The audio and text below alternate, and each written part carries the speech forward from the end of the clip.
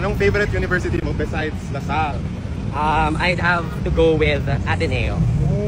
Because it's the rivalry. Hindi, last to Ateneo ba next lakad natin? Yes, with Adrian. Adrian, right? Ba't ba Adrian yan? Ba't di mo pa ini-Adrian? Oo, matanangin mo yung magulang. Ba't di lang Adrian? Kasalanan nila, pinapahirapan nila buhay ko. At least unique. Nag-vent pa siya dito. Adrian?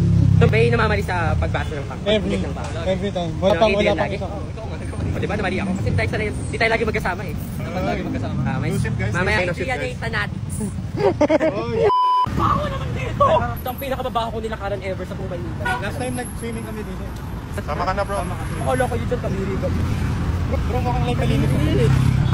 Mas malala pa ba yan sa probinsya? Oo naman, Maynila to eh. So, pinakamalala naman dito.